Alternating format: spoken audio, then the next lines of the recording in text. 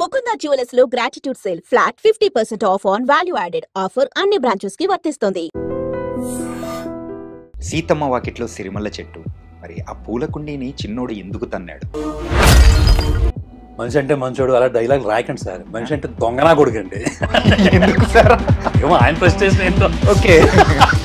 సిరివెన్నెల సీతారామ శాస్త్రి గారు రాసిన song even కొత్త బంగారు లోకానికి నీ ప్రశ్నలు నీవే ఆ సాంగ్ రాయటం కూడా అలాగే జరిగిందండి. బాహుబలిని కట్టప్ ఎందుకు చంపాడు అనేది ఒక యూనివర్సల్ ట్రూత్ కోసం చాలా నాలుగు వెయిట్ చేశారు. చిన్నోడు పూలకుండి ఎందుకు తన్నాడు సార్? ఏ వస్తుంటే అందుకనే అంతకుముందు డైనింగ్ టేబుల్ మీద కూడా గ్లాస్ కొడతాడు. క్లాస్ కొట్టాడు. యాక్చువల్గా అండి కొత్త బంగారు లోకం తర్వాత ఈ సినిమా అని అనుకోలేదండి. కానీ తర్వాత సంక్రాంతికి ఇంటికి వెళ్తున్నాను, కరెక్ట్గా దుర్గుడి దాడుతున్నాను.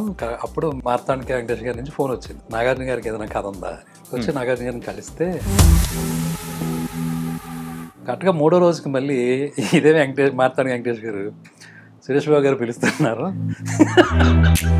ఒకసారి వెంకటేష్ గారు సినిమా అని అంటున్నారా అని అన్నారండి. వెంటనే దిల్రాజు గారు కంట్రీ క్లబ్ ఏదో ఉంటుంది సార్ సికింద్రాబాద్ దగ్గర, అక్కడి నుంచి కాల్ వచ్చిందండి, ఒకసారి డ్రా అని చెప్పి. అంటే మరి నేను ఆయనకి చెప్పలే ఏంటి కొత్త బంగారు లోకం అనేది. సో మీ లైఫ్ లోంచి వచ్చిన మూమెంట్స్ అనుకోవచ్చా? సో ఇది మేబీ ఎంటెక్ చదువుతున్నప్పుడు రీసెర్చ్ చేసిన అలవాటుకి దీంట్లో కూడా వచ్చినట్టు. ఓకే. సో ఒక్కసారి 28 టచ్ అవుతున్నప్పుడు ఇంకా 2 సంవత్సరాలు 30 అవుతుందంటే ఏ చేసినప్పుడు చేయాలరా. ఆ ఫోబియా అనేది అబ్బాయిలకు మెయిన్ గా ఉంటుంది. అదే అబ్బాయిలకైతే సంబంధం లేదు సార్. ఆ మూడంకి పడిందంటే ఏదో తెలియదు. షూటింగ్ కి అవుట్డోర్ వెళ్ళేటప్పుడు ట్రైన్ టికెట్స్ అట్లకి వెళ్ళినప్పుడు సార్ ఏజ్ అంటే 28 అండి. ఎప్పుడు 28. ఫస్ట్ మీరు డైరెక్టర్ గా కంటే యాక్టర్ గా మా అందరికి పరిచయం అయ్యారు. బొమ్మరిల్లి సినిమాలో చిన్న రోల్ తో కనిపించారు. ప్రకాష్ రాజ్ గారు వచ్చినప్పుడు మా భాస్కర్ గారు ఏదో అడిగారు, కొంచెం డై వేసుకోండి అని ఏదో చెప్పారు. అక్కడ మళ్ళీ కొత్తగా చేంజ్ చేసి చెప్తే నచ్చలేనట్టుంది. దానికోసం కొంచెం గట్టిగా అరిచారు. అరిచి ఒక 1 అవర్ టైం ఇవ్వండి అని వెళ్ళిపోయారు. ఇలా వీడు జంప్. అప్పుడు దిల్రాజు గారు పిలిచి ఇడికి వేసేయండి అంటే అప్పుడు నేను గుండె చేయించుకుని వచ్చారు. సార్ బాగోదు సార్. ఎవరన్నా వచ్చి మీకు ప్రపోజ్ చేశారా అలా? ఈ ఆటోబయోగ్రఫీలో రాద్దాం తర్వాత.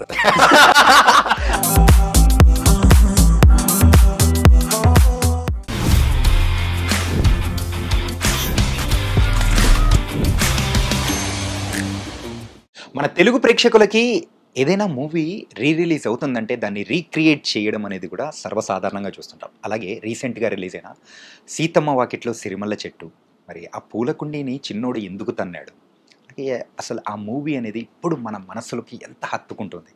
సాంగ్స్ కానీ అండ్ ఆ డైరెక్టర్ ఎంత స్పెషల్గా మారిపోయారు. ఆయనే శ్రీకాంత్ అడ్డాల గారు. ఇప్పుడు మనతో పాటు మన ఐ డ్రీమ్ స్టూడియోలో మీ చాణక్యతో మరి శ్రీకాంత్ అడ్డాల గారు కూడా ఉన్నారు. మరి అయితే బోల్డ్ అయిన విషయాలు అండ్ ఫ్యూచర్ ప్రాజెక్ట్స్ ఏంటనేది కూడా ఆయన అడిగి తెలుసుకున్నాం. Hi sir. హాయ్ అండి. తనకైతే థియేటర్స్లో అందరి చేత పూలకుండీలు తన్నిచ్చేలా చేస్తూ ఉన్నారు అండ్ ఫోన్లో ఎరా అంటే ఎరా అనిపించేలా చేస్తున్నారు. మళ్ళీ ఒక 12-13 years బ్యాక్ తీసుకెళ్ళి ఆ గోల్డెన్ మెమరీస్ని కూడా రీకలెక్ట్ అయ్యేలా చేస్తున్నారు. ఎలా అనిపిస్తుంది? ఖచ్చితంగా చాలా సంతోషంగా ఉంటుంది కదండి. ఎందుకంటే ఎప్పుడు కూడా మనం చేసింది ఒకటి కొన్ని సంవత్సరాల తర్వాత మన జీవితంలో చాలా అలాగే మెమరీల కింద ఉండిపోతాయి. అచీవ్మెంట్స్ ఏమో ఇంకా బాగా గుర్తుండిపోతాయి. అది మళ్ళీ రిపీట్ అవుతుంటే ఇంకా అసలు ఆనందం వేరేగా ఉంటుంది కదా. సో చాలా బాగా అనిపిస్తుంది. మూవీ రిలీజ్ అయిన దాంతో కంపేర్ చేసుకుంటే రిలీజ్కి ప్రేక్షకులు వాళ్ళ దగ్గర నుంచి వస్తూ ఉన్న ఆ ఒక ఫేమ్ కానీ అండ్ పీపుల్ తీసుకుంటున్న రిసీవింగ్, ఆ లవ్, ఆ సీన్ రీకన్స్ట్రక్షన్ చేయడం కానీ ఆ రీల్స్లో చూస్తుంటే సరదాగా అనిపించింది. చాలా అండి. అంటే ఇప్పుడు రిలీజ్ ట్రెండ్ ఒకటి బాగుంది ఈ స్టేట్లో కానీ ఏ స్టేట్లో అయినా, ఇది బాగుంది అంతా. సో ఇంకోటి ఏంటంటే ఈ సినిమాకి అప్పట్లో ఉన్న వాళ్ళంతా మేబీ ఇప్పుడు కరెక్ట్గా ఓ 24-25 వచ్చి ఉంటారు. ఎందుకంటే థియేటర్లో నేను చూశాను, విశ్వనాథ్ థియేటర్కి వెళ్ళి చూశానండి, మల్లికార్జున థియేటర్ కూడా. ఓకే. వెళ్ళి చూసినప్పుడు అందరూ యూత్గానే ఉన్నారు. సో వీళ్ళు అప్పుడు చాలా చిన్నపిల్లలు అయి ఉంటారు కదా. సో ఆ మిడిల్ క్లాస్ తాలూకు ఏదైతే ఉంటుందో స్ట్రగుల్ అందులోంచి పుట్టిన సినిమా కదండి. సో అందరికీ కనెక్ట్ అయింది. అది ఇప్పుడు బాగా అర్థమవుతుంది. సో దాంతో డైలాగ్ టు డైలాగ్ కూడా చెప్తుంటే నాకు చాలా బాగా అనిపించింది. Dialogue to dialogue, scene to scene ఏ ఒక్కటి వదలట్లేదు. అంటే మన తెలుగు సినీ ఇండస్ట్రీకే ఎప్పటికీ మర్చిపోలేని ఒక క్లాసిక్ అనేది కూడా ఇచ్చారు. అంటే ఇప్పటికీ మర్చిపోయిన క్లాసిక్ అంటే చాలా ఉన్నాయండి. చాలా ఉన్నాయన్న. కాకపోతే ఏంటంటే ఇప్పుడున్న జనరేషన్ వాళ్ళు ఒక క్లాసిక్గా గుర్తుపెట్టుకునే వాటిలలో సో ఇది ఈ మూవీ, అది కూడా మీ సెకండ్ మూవీ. జర్నీ అసలు ఎట్లా స్టార్ట్ అయింది? ఆ స్టోరీ ఒక మెయిన్ మోటో ఏంటి దాని వెనకాల? యాక్చువల్గా అండి కొత్త బంగారు లోకం తర్వాత ఈ సినిమా అని అనుకోలేదండి. ఓకే. వేరే చాలా ఐడియాస్ ఉంటాయి కదా, ఏ ఐడియా చేద్దాం ఎలా చేద్దాం అని అనుకుంటా ఉన్నాను అనమాట. కానీ తర్వాత సంక్రాంతికి ఇంటికి వెళ్తున్నాను, కరెక్ట్గా దుర్గుడి దాడుతున్నాను. అప్పుడు మార్తాండికి వెంకటేష్ గారి నుంచి ఫోన్ వచ్చింది. ఓకే. ఇలాగా నాగార్జున గారికి ఏదైనా కథ ఉందా అని.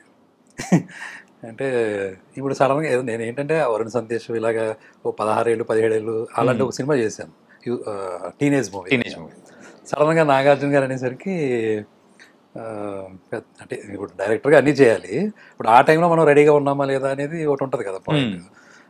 చెప్తాను సార్ అని అప్పటికి ఫోన్ పెట్టేసిన తర్వాత ఆ జర్నీలో ఆలోచించుకుంటున్నాను, ఇప్పుడు నిజంగా ఆపర్చునిటీ వస్తే ఇప్పుడు ఈయనకి ఎలాంటి కథ చెప్పాలి ఏంటి అని.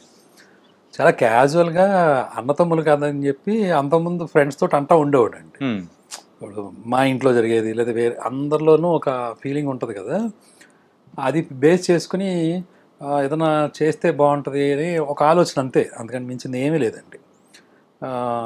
అలాంటిది ఏమైనా చేద్దామా పోనీ అని అనుకుంటా ఉన్నాను. 2 రోజుల్లోనే మరి బ్యాక్ వచ్చానండి. వచ్చి నాగార్జున గారిని కలిస్తే మల్టీ స్టార్ అని ఒక పాయింట్ ఉంది సార్, ఇంకా దాన్ని డెవలప్ చేయలేదు, 2 కావాల్సి వస్తారు సార్ అని చెప్పేది అన్న. ఆయన సరే చూద్దాం అన్నారు, ఎందుకంటే అప్పటికి ఇంకా నేను కథ చెప్పే పొజిషన్లో లేను కాబట్టి. ఓకే. కరెక్ట్గా 3వ రోజుకి మళ్ళీ ఇదే మార్తాండి వెంకటేష్ గారు సురేష్ బాబు గారు పిలుస్తున్నారు, ఒకసారి వెంకటేష్ గారు సినిమా అని అంటున్నారు అని అన్నారండి. అంటే మేబీ ఈ ఫ్యామిలీ మూవీ అనే ఆలోచన అక్కడికి ఏమైనా వెళ్ళిందో నాకు తెలియదు. ఓకే. అప్పుడు అక్కడికి వెళ్తే 2 ఉన్నారండి, సురేష్ బాబు గారు ఉన్నారు, వెంకటేష్ గారు. ముందు కొత్త బంగాళ గురించి బాగా తీసావు అది అని చెప్పారు. తర్వాత ఏదైనా కథ ఉంటే చెప్పు మనం చేద్దాం అది అంటే అప్పుడు సేమ్ ఇలాగే 2 ఉంటే బాగుంటుందండి అన్నతమ్ములు కథ అనుకుంటున్నాను అని ఆ లైన్ చెప్పాను సార్. ఇది మనం సమాజానికి ఏమి ఇచ్చినా ఇవ్వకపోయినా, మనం ఎంత సేవ చేసినా చేయకపోయినా ఓ మంచి సామరస్యంతో కూడిన కుటుంబం ఇస్తే చాలు, ఇంకా అంతకు మించిన సేవ ఉంటే పెద్ద ఉండదు. ఒక లైన్ మీద ఒక కథ అనుకున్నాను సార్, చాలా న్యాచురల్ ఇన్సైట్స్ తోటి అని చెప్పారు. అది బాగుంది కదా అని సరే చేయి దీని మీద డెవలప్ చేసుకుని చేద్దాం ఖచ్చితంగా అన్నారు. ఇప్పుడు కూడా అండి మనిషికి ప్రోత్సాహం ఉంటే అడుగుడికి ఉత్సాహం వచ్చేస్తుంది, అంతేనా? అంతే కదండి, వెరీ థింక్ కదా. సో దాంతో నాకు చాలా బాగా అనిపించింది. వెంటనే దిల్రాజు గారు కంట్రీ క్లబ్ ఏదో ఉంటుంది సార్ సికింద్రాబాద్ దగ్గర, అక్కడి నుంచి కాల్ వచ్చిందండి, ఒకసారి రా అని చెప్పి. అంటే మరి నేను ఆయనకి చెప్పలే, అంటే ఇక్కడ చెప్పకుండా ముందే సురేష్ బాబుకి చెప్పారు. మార్తాండి వెంకటేష్ గారు రమ్మంటే నేను వెళ్ళాను, అసలు ఎంత జరుగుతుందో అనుకోలేదు కదా. నేను 2వ సినిమా మళ్ళీ రాజు గారికే చేయాలి. ఓకే. సో ఆయన దగ్గరికి వెళ్తే ఏంటి లేదు సార్ అసలు ఇది ఏదో అనుకోకుండా జరిగింది, బట్ నేను అక్కడ చెప్పానండి సురేష్ బాబు గారికి, సార్ 2వ సినిమా నేను ఆయనకే చేయాలి అని కూడా చెప్పాను. అది పెద్ద విషయం కాదు, బట్ నువ్వు కథ బాగా చేయి, ఏదో పాయింట్ బాగానే ఉందా అన్నారు. అదే ఆయనకి షేర్ చేశాను. ఆ రోజు అలాగా నిజం చెప్పాలంటే అది వెంకటేష్ గారి వల్ల దానికి ఏమంటారు ఒక అంకురార్పణ. కానీ సార్ ఫస్ట్ రాజు గారికి అంటే 2 హీరోస్, అది కూడా పెద్ద హీరోస్ కావాలి అని అన్నప్పుడు అరే అవునా వద్దు అని చెప్పేసి అన్న సందర్భం ఏదో ఉందని మేము విన్నాం, ఇది నిజమా? అంటే ఒక లెవెల్కి వెళ్ళిన తర్వాత ఈ డెవలప్ చేసేదంతా మళ్ళీ నెక్స్ట్ వెర్షన్ చెప్తాం కదండి. అప్పుడు వెంకటేష్ గారికి మళ్ళీ చెప్పినప్పుడు ఆయన అన్నారండి, ఇది ఏదో చిన్నగా తీసుకుంటే కాదు, గుండం కథలాగే చేస్తేనే బాగుంటుంది, పెద్ద హీరోలు అయితేనే బాగుంటుంది. ఇప్పుడు నేను నాతో పాటు ఓ పవన్ కళ్యాణ్ లేకపోతే ఒక ఇలాగా అని ఆయన నోట్ అంటేనే 2-3 పేర్లు వచ్చినాయి. నా పరిస్థితి ఎలా ఉంది తెలిసినప్పుడు మీకు చెప్పండి సార్.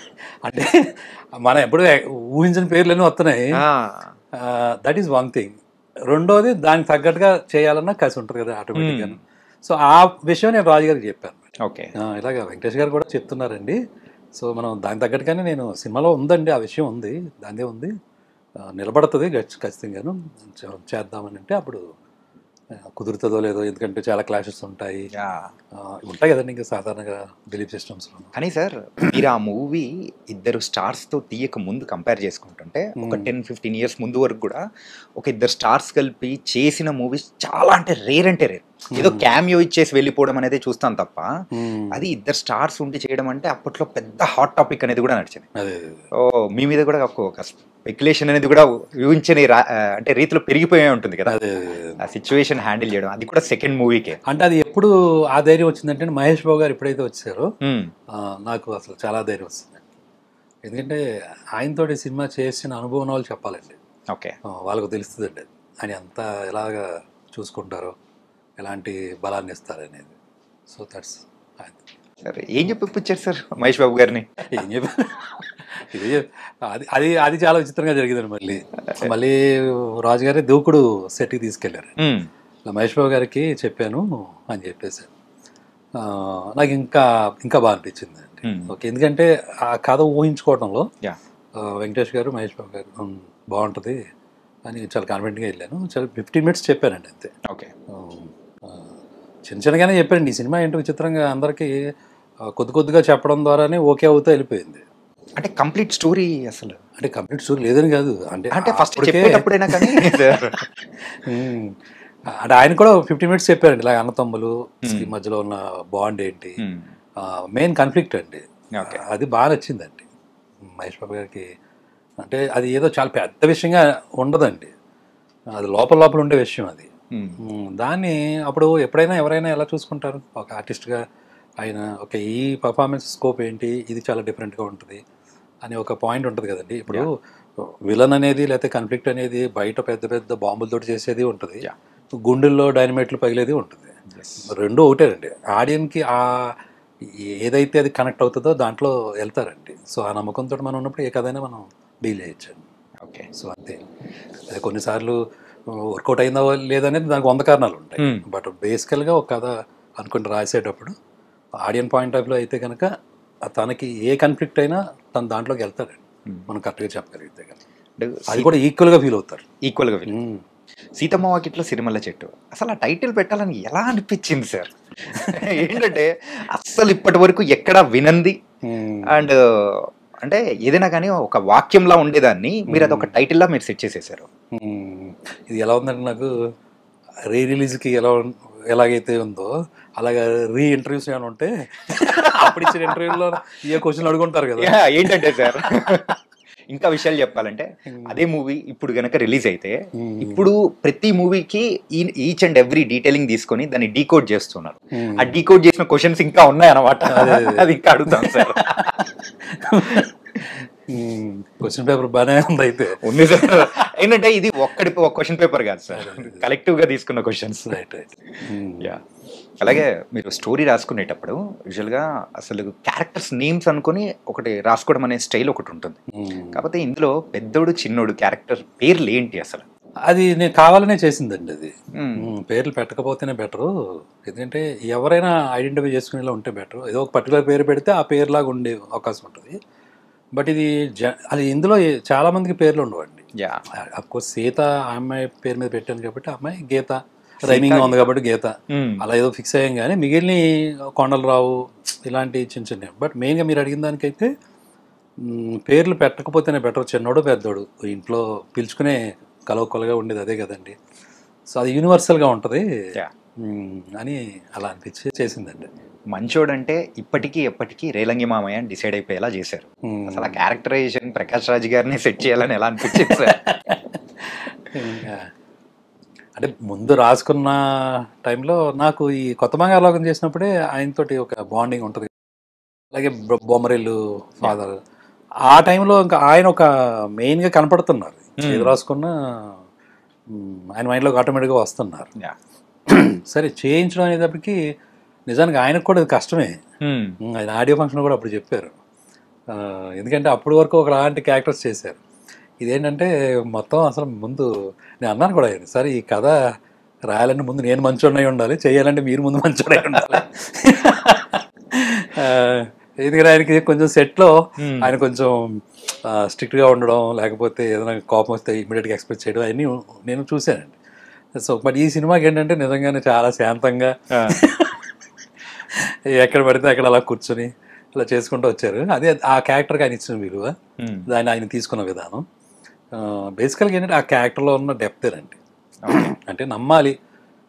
ఇప్పుడు సాధారణంగా ఏంటంటే మనం లోకంలో 100 రకాల ప్రాబ్లమ్స్ ఉంటాయి అందరికీ. మనలోనే చాలా ఇంటర్నల్ డీమాన్స్ ఉంటాయి, మన వికారాలు అంటాం కదా. 100 రకాల శత్రువులు ఉంటాయి మన లోపలే ఉంటాయి. అవన్నీ దాటి ప్రవర్తించడం అనేది కదా మనం చేసే పని. రోజు ప్రతి ఒక్కరు చేసే ఎక్సర్సైజ్ ఇదే. వాళ్ళు ఎదుర్కొనే ప్రాబ్లమ్స్ దగ్గర ప్రతిసారి మళ్ళీ ఆ టేప్ని ఎంత ప్రాబ్లం ఉన్నా మళ్ళీ మనం చూసుకోవడం మొదలు పెడుతూ ఉంటాం.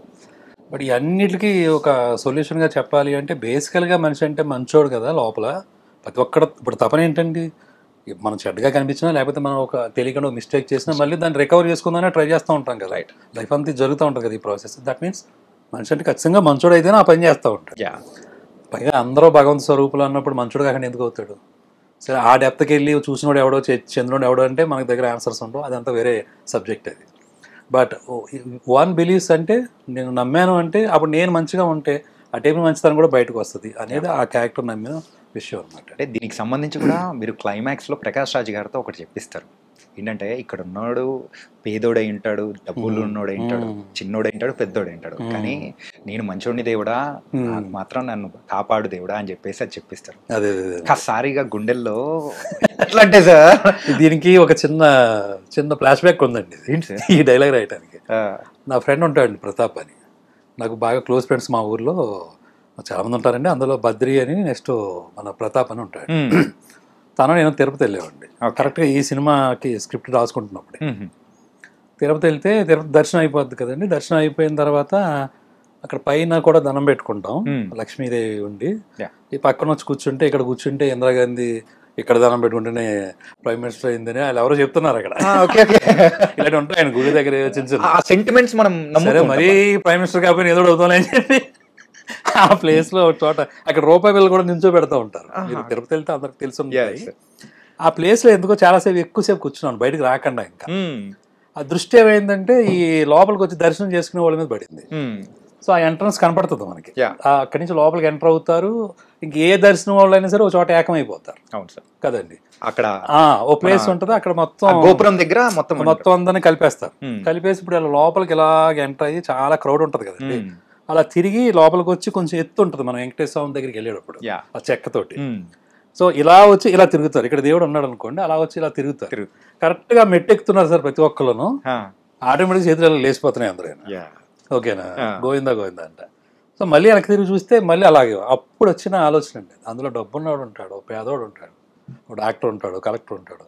ఇక్కడ అందరూ వచ్చారు దందాపుని ఏంటారు అంటే భగవంతుడి ముందు బాబోయ్ కాపాడు అని చెప్పి, నేను మంచోడిని నా వెనక ఒకసారి చూడు.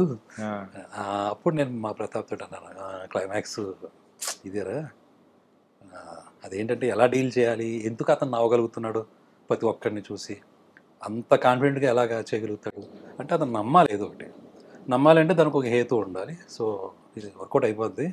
సో రాసేచ్చాడు, ఇలాగ ఏం పర్లేదు, మనిషి అంటే మంచోడు. మీకు ఒక విషయం తెలుసండి, ఈ సినిమా అయిపోయిన తర్వాత విజయవాడ బస్ స్టాండ్లోనూ నాకు బుక్స్ దొరుకుతాయండి ఒక చోట. అక్కడికి వెళ్ళాడండి. ఈ సినిమా రిలీజ్ అయ్యి 6వ నెల 7వ నెల అనుకుంటా. అప్పటికి చాలా కాలం అయింది. నుంచి ఆ బస్ కోసం నుంచి ఉంటాను, మా ర్యాలింగ్ వెళ్తాను మా ఊళ్ళకి. ఒక ఆయన వచ్చాడండి, ఏమన్నా మీరు సిద్ధమాటలో డైరెక్టర్ గారు? అవునండి. ఏమండి మనిషి అంటే మంచోడు అలా డైలాగ్ రాయకండి సార్, మనిషి అంటే దొంగనా కొడుకండి. ఎందుకు సార్? ఏమో ఆయన ప్రెస్టేషన్ ఏంటో. ఓకే, ఇక్కడ బాగా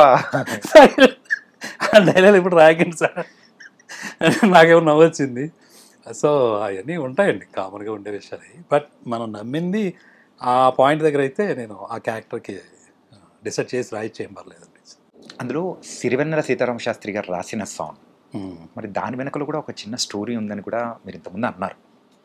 ఏంటంటే ఒక లైన్ చెప్పేసి దాని మీద రాయండి సార్ అని చెప్పేసి అని అన్నారు. కానీ ఆ సాంగ్ ఇప్పుడు అంటే అప్పుడు మేము చిన్నపిల్లలం, వింటూ ఉన్నప్పుడు ఆ అర్థం పెద్ద తెలిసేది కదా.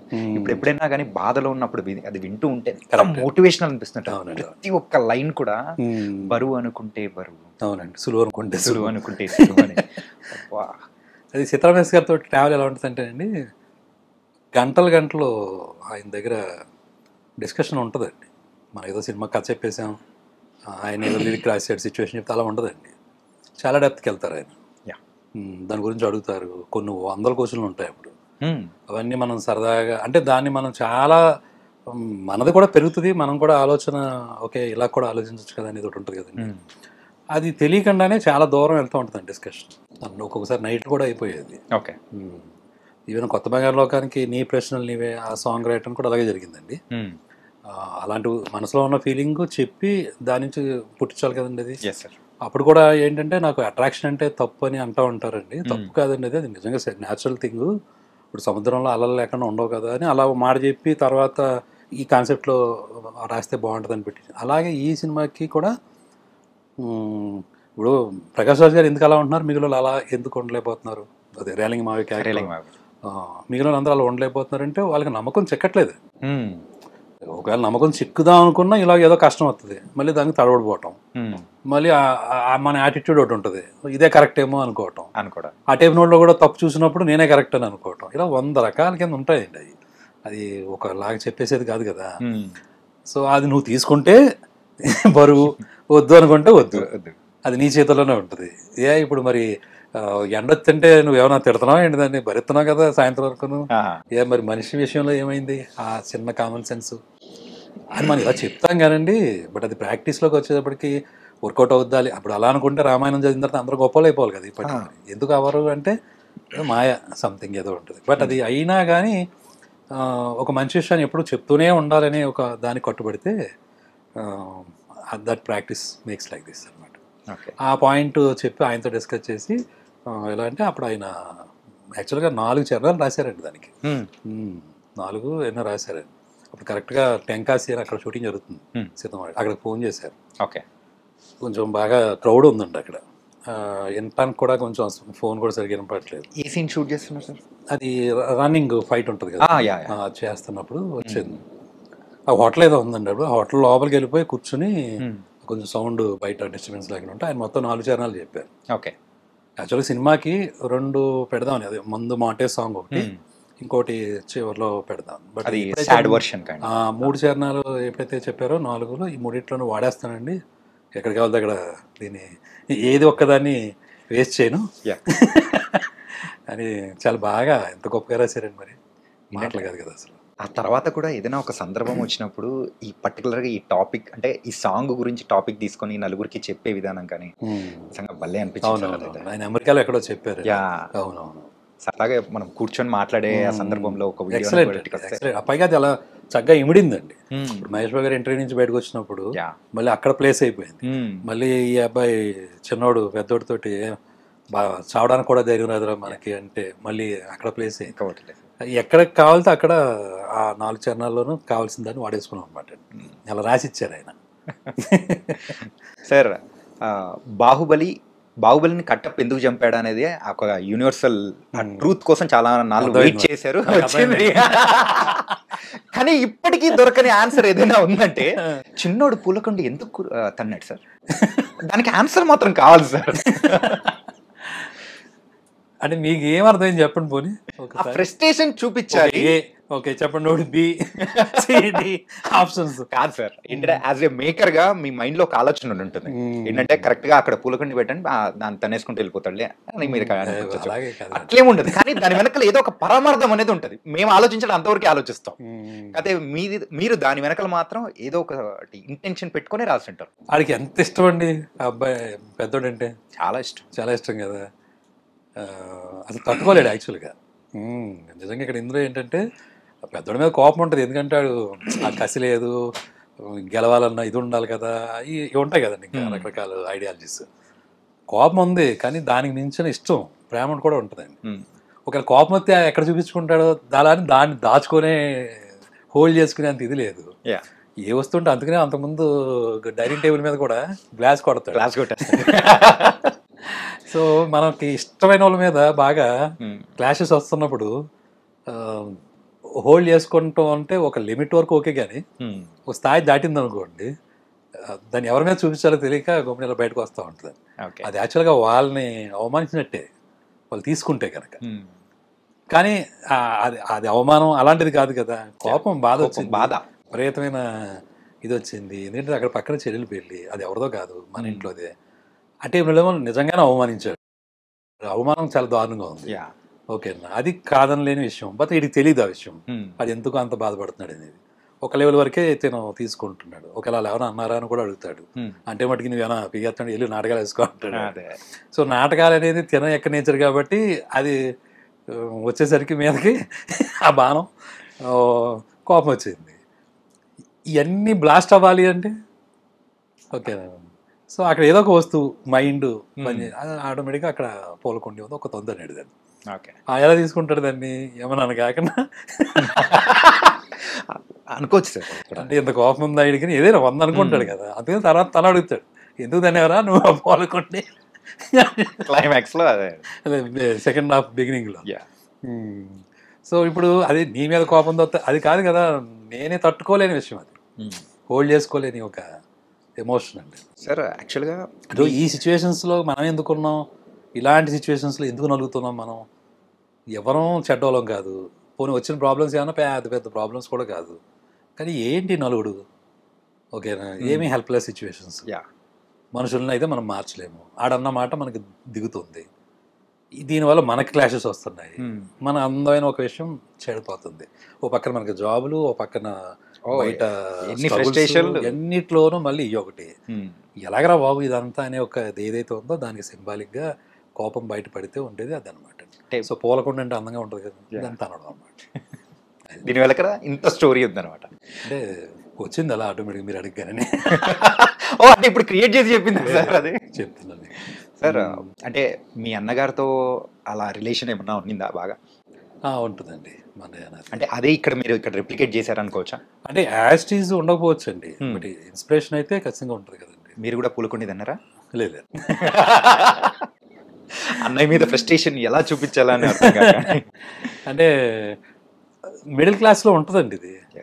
మిడిల్ క్లాస్ ఫ్యామిలీస్లో ఈ జాబ్స్ సెటిల్ అవ్వకుండా ఒక టైం వస్తుందండి. దానికి కారణం కూడా ఏముండదండి, అలా ప్రయత్నం లేదా అంటే ప్రయత్నాలు కూడా ఉంటాయి, ఒక్కొక్కసారి కలిసి రాకపోవడం ఉంటుంది, ఒక్కొక్కసారి సిచ్యువేషన్స్ మారిపోతూ ఉంటాయి. ఇప్పుడు పెద్ద ఆయన ఏమైనా జాబ్ చేయను అన్నాడా, అక్కడ ఏదో సిచ్యువేషన్ వచ్చింది, నువ్వు గుడ్ మార్నింగ్ కూడా చెప్పు, లేదా అది చెప్పు ఇది చెప్పు అని ఏదో అలాంటి ఒక చిన్న ఫీలింగ్ దగ్గర వచ్చాడు మానేసి, మళ్ళీ అతనే రమ్మంటాడు, అది వేరే విషయం. కాకపోతే ఏమవుతుందంటే ఆ తాత్కాలికమైన ఆవేశాల దగ్గర మనకి విషయాలు డిలే అవుతున్నప్పుడు అక్కడతో అక్కడ కొంచెం ఫ్రస్ట్రేషన్స్లోకి వెళ్ళే అవకాశాలు ఉంటాయి. అంతే కథ అది యాక్చువల్గా. అందుకని చాలామంది అంటూ ఉంటుంటే అసలు దాంట్లో కథే ఉండదు, మూమెంట్స్ ఉంటాయి, లాట్ ఆఫ్ ఎమోషన్స్ ఉంటాయి. ఇలాగా నాకు సురేష్ బాబు గారే అన్నారండి మాట, నాకు అంతకుముందు తెలియదు, నేను ఆయన కథ చెప్పినప్పుడు చెప్పారండి, ఇది కథగా చూడకూడదు, ఇది స్లైస్ ఆఫ్ లైఫ్. ఆ మూమెంట్స్ నువ్వు అన్నీ పట్టుకొచ్చి అక్కడ పెడితే దీనికి మళ్ళీ సొల్యూషన్ కూడా ఉండదు, ఆ ప్రాక్టీస్ అనే ఒక పాయింట్లో వెళ్ళిపోద్ది అది. సో ఆ ఎండింగ్ కూడా మనం ఇవ్వలేము, బట్ ఫీలింగ్ అది గట్టిగా తగులుతుంది. ఆయన బాగా ఎక్స్ప్లెయిన్ చేశారు నేను చెప్పిన తర్వాత. సురేష్ బాబు గారు బాగా అప్పుడు నాకు బాగా గుర్తండి. ఓకే, అంటే నువ్వు చూపించేది ఏంటి అంటే ఏదో సెటిల్ అయిపోయారు, లేకపోతే ఏదో అచీవ్ చేసేసారు, ఇక్కడ ఏ దగ్గర స్టార్ట్ అయింది కదా బి దగ్గర ఎండ్ అయింది, అలా లేదు. ఇంటర్నల్గా జరుగుతున్న ఒక ట్రాన్స్ఫర్మేషన్. ఓకే, బెటర్ పీపుల్గా వీళ్ళు ఎలా ట్రాన్స్ఫార్మ్ అయ్యారు అనేది, ఇంకా బెటర్గా కావచ్చు మళ్ళీ రేపొద్దున్న, ఇంకా కావచ్చు, దేర్ మే బి ఇంకా దాని హైయర్ పొజిషన్స్. సో ఆయన ఎక్స్ప్లెయిన్ చేసినప్పుడు ఇంకా నాకు బాగా అనిపించింది. సో ఈయన చాలా బాగా అర్థం చేసుకున్నారు. Okay, right sir. మరి ఈ మూవీ తర్వాత ముకుంద తీశారు, దీనికంటే ముందు కొత్త బంగారు లోకం. ఈ కొత్త బంగారు లోకం అనేది సో మీ లైఫ్లోంచి వచ్చిన మూమెంట్స్ అనుకోవచ్చా? అంటే లైక్ మీరు ఒక లెక్చరర్గా వర్క్ చేశారు, సో ఆ టైంలో చూసిన కొన్ని థింగ్స్ కానీ అది తీసుకొని దాన్ని తగ్గట్టు మీరు రాసుకున్న స్టోరీ అనుకోవచ్చా? ఖచ్చితంగా అనుకోవచ్చు అండి. ఇప్పుడు మూవీ ఫీల్డ్లోకి వచ్చినప్పుడు మనకి అది వెళ్దాం అనుకున్నప్పుడు కథలు అనుకుంటూ ఉంటాం చూసా, అది ఎలా ఉంటుందంటే అదే మూడుతో ఉంటాం, అదే ఆలోచిస్తుంటాం కదా. సో మనం ఫిక్షనల్గా రాసామనుకోండి అదొక స్టైల్ ఆఫ్ రైటింగ్, లేదు న్యాచురల్గా ఉన్న విషయాల నుంచి తీసుకునేది అనుకోండి. సో నేను ఇప్పుడు ఒక టీనేజ్ మీద ఒక కథ రాయాలనుకుంటున్నాను, అప్పుడు అనుకోకుండా నేను నా కాలేజీలో టీచర్గా వెళ్ళాను. ఇప్పుడు నేను అనుకుంటున్న థాట్కి సంబంధించిన లైఫే కనపడుతుంది అక్కడ, అది ఇంకా ఇంకా ఇన్స్పిరేషన్గా ఉంటుంది కదండి. పైగా నాకు బాగా ఉండే అలవాటు ఏంటంటే స్టిల్ ఐ ఫాలో అండి, వచ్చిన బుక్ పెట్టుకుంటాను. ఓకేనా, న్యాచురల్ ఈవెంట్స్ ఏదైనా కనపడతా ఉంటే నోట్ చేసుకుని మళ్ళీ మర్చిపోతామేమో, ఆ ఇన్స్పిరేషన్ ఒకటి ఉంటుంది చూసారు. అవును సార్. పైగా అది ఎలా ఉంటుందంటే ఆ టైంలో రాస్తున్న కథ తాలూకు విషయాలే మైండ్లో మెదులుతూ ఉంటాయి. సో ఇది మేబీ ఎంటెక్ చదువుతున్నప్పుడు రీసెర్చ్ చేసిన అలవాటుకి దీంట్లో కూడా వచ్చినట్టుంది అది. ఓకే. సో మేబీ అంతే అలాగా. అప్పుడు నిజంగానే అప్పుడు టీనేజ్ కథ రాయాలని ఒక కోరిక, చాలా ఇష్టంగా ఉండేది. ఇది సీతాకోక చిలుక ఆ టైం ఉంటాయి కదండి, ఆ ఇన్స్పిరేషన్ అలాగా ఉండేది. పైగా నాకు అట్రాక్షను ఈ కాన్సెప్ట్ ఎక్కువ ఉండేది. అప్పట్లో మనం పడుతున్న విషయమే అది. అలాంటిది కదా. కానీ అందులో మీరు చెప్పిన ఒక న్యాచురల్ ట్రూత్ ఏంటంటే యూత్లో ఇలా ఉంటుంది, యూత్ తర్వాత మనం అయితే జాబ్ చేసేటప్పుడు 30 వరకు ఇలా ఉంటుంది, 30 తర్వాతే ఎవరు వస్తే వాళ్ళు ఏది పడితే అది అని చెప్పినది యాజ్ ఇట్ ఈజ్ ఇప్పుడున్న జనరేషన్కి తగ్గేటట్టు ఉంది సార్.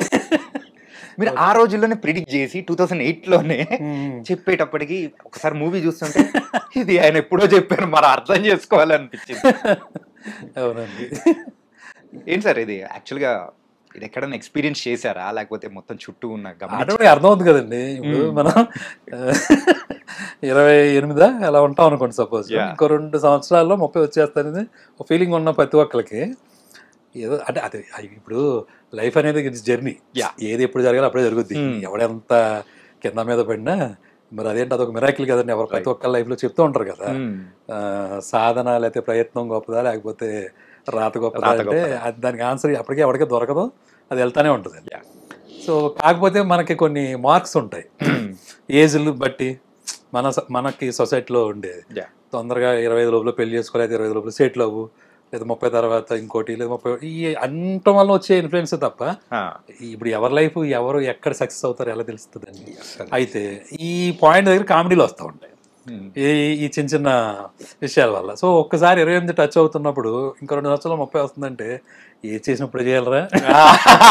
ఆ ఫోబియా అనేది అబ్బాయిలకు మెయిన్ గా ఉంటుంది, అమ్మాయిలకైతే సంబంధం లేదు. ఆ మూడంకి పడిందంటే ఏదో తెలియదు, లోపల నుంచి ఒకటి కొట్టేసుకుంటూ ఉంటాడు, ఇంట్లో వాళ్ళు ఏం అనకపోయినా కానీ అంటారు అన్నది ఒక ఫీలింగ్. ప్రొడక్షన్ మేనేజర్స్ ఎప్పుడైనా షూటింగ్ కి అవుట్డోర్ వెళ్ళేటప్పుడు ట్రైన్ టికెట్స్ అట్లకి వెళ్ళినప్పుడు సార్ ఏజ్ అంటే 28 అండి, ఎప్పుడు 28.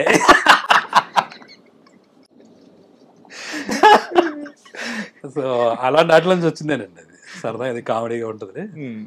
30 తర్వాత ఏదో వస్తే దాన్ని చేసుకోవాలి, ఎవరితో వస్తే దాన్ని చేసుకోవాలి. కానీ రావు రమేష్ గారితో చెప్పించే విధానం అనేది కూడా ఫస్ట్ 2 సీరియస్ నోట్లో ఉంటుంది, కానీ ఎప్పుడైతే 30 ఇది చెప్తారో అది కంప్లీట్ గా టోన్ అనేది చేంజ్ అయిపోతుంది. ఎవరైనా ఎక్స్పెక్ట్ చేయాలి. నేను చెప్పేది అలా చెప్పారంటే ఆయన చేసింది చాలా బాగా చేశారండి. ఆయన ఓన్ గానే దాన్ని బాగా తీసుకుని చేశారు. అందుకనే కొంతమంది ఆర్టిస్టులకి అది ఒక విషయం వస్తే వదలరు కదా వాళ్ళు. ఏంటి సార్ యాక్చువల్గా హ్యాపీ డేస్ తర్వాత కొత్త బంగారు లోకం ఆ వైబ్ అనేది ఆ ట్రెండ్ అనేది నడుస్తున్న టైంలో సో పుట్టిన కథ అది కూడా సూపర్ బ్లాక్ బస్టర్ అనేది కూడా నడిచింది. అదే ఫస్ట్ సక్సెస్ ఎలా ఎంజాయ్ చేశారు అసలు? అయ్యో సక్సెస్ ఎప్పుడు బాగుంటుంది కదండి. మరి అందులో ఊహల్లో కూడా కాంప్రమైజ్ అన్నట్టు ఆ సినిమా డైలాగ్ లాగా ఎంజాయ్మెంట్ తక్కువ ఉంటుంది. అంటే ఎంజాయ్మెంట్ అంటే ఒక మంచి ఒక ప్రోత్సాహం, చేసిన ప్రయత్నం బాగుంది, సక్సెస్ అయ్యింది, ఓకే బాగుంది కదా అని ముందుకెళ్ళడం అన్నమాట, ఇంకొంచెం ఉత్సాహం తీసుకొస్తుంది. ఫస్ట్ మీరు డైరెక్టర్గా కంటే యాక్టర్గా మా అందరికి పరిచయం అయ్యారు. బొమ్మరిల్లి సినిమాలో చిన్న రోల్తో కనిపించారు. అవునండి, అవును. అది ఎలా వేయాల్సి వచ్చింది? అది వేయాల్సి వచ్చిందా? చేయాల్సి వచ్చిందండి. ఓకే, వేయాల్సి వచ్చింది, అలా అయిపోయింది సార్? అంతే జరిగిందండి. అప్పుడు ఓకే, దిల్రాజు గారేనండి అది కూడా. ఆ అబ్బాయి వెళ్ళిపోయాడు అంటాడు, ఎవరు ఆ క్యారెక్టర్ వేయాల్సిన వెళ్ళిపోయాడు. ఎందుకంటే అక్కడ ఒక ఇన్సిడెంట్ జరిగిందండి. ప్రకాష్ రాజ్ గారు వచ్చినప్పుడు మా భాస్కర్ గారు ఏదో అడిగారు, కొంచెం డై వేసుకోండి అని ఏదో చెప్పారు. ఆయనకి ఏంటంటే ఫుల్గా ప్రిపేర్ అయ్యి రావటమో లేకపోతే ప్రకాష్ రాజ్ గారికి ఏంటంటే ఒక మూడ్ ఆఫ్ ఉంటుంది కదా, అక్కడ మళ్ళీ కొత్తగా చేంజ్ చేసి చెప్తే నచ్చలేనట్టుంది. దానికోసం కొంచెం గట్టిగా అరిచారు. ఆయన అరిచి ఒక 1 అవర్ టైం ఇవ్వండి అని వెళ్ళిపోయారు. ఇలా వీడి జంప్ ఓకే వేయాల్సినోడు వీడు అందరం వెతుకుతున్నాం అండి వాడి గురించి. అది పైగా బట్టల షోరూమే కదా. అప్పుడు దిల్రాజు గారు పిలిచి ఇడికి వేసేయండి అంటే అప్పుడు నేను గుండె చేయించుకుని వచ్చాను. సార్ బాగోదు సార్, స్క్రీన్ మీద ఒకళ్ళు చేస్తే బాగా చేయాలి లేదని కొంచెం బలవంతంగా చేయించారు. ఆ గడ్డం కూడా కొంచెం అప్పుడు అలా చేయాల్సి వచ్చింది. కానీ తర్వాత అండి దిల్రాజు గారు మాట అన్నారు, నువ్వు చాలా మంచి పొజిషన్కి వెళ్తావు అని అన్నారు. అంటే యా అది ప్రోత్సాహం చేసింది. అనేది కూడా ఒకటి. అవును. సార్ ముకుంద మూవీ ఒక స్టార్ని లాంచ్ చేసే సందర్భం, మరి ఒక స్టార్ని ఒక పెద్ద లెగసీ ఉన్న ఫ్యామిలీలోంచి రావడం అంటే అది కూడా ప్రెషర్ నార్మల్గా ఉండదు. ముందు 2 హిట్స్ ఉన్నా కానీ మరి థర్డ్ మూవీ వచ్చేటప్పటికి లాంచ్ చేసే టైంలో మీరు తీసుకున్న ఆ ప్రెషర్ గారు కానీ ఎట్లా ఉంది సార్, అసలు ఎట్లా హ్యాండిల్ చేశారు అసలు? అంటే అది పెద్దగా అంటే మీరు అన్నట్టుగా నాకేం అనిపించలేదండి. కథ మెయిన్ కదా, కథను బేస్ చేసుకుని అది సీతమాటలో జరుగుతుంది. కానీ ఆ అబ్బాయి ఫోటో మా అసిస్టెంట్ డైరెక్టర్లో కిషోర్ లేకపోతే ఎవరో చూపించారండి, సతీష్ అని. వరుణ్ గారిది. ఇలాగ ఈ అబ్బాయిని కూడా లాంచ్ చేస్తారంటండి. నా దగ్గర ఉన్న కథ ఇలాగ ఆల్రెడీ తెలుసండి.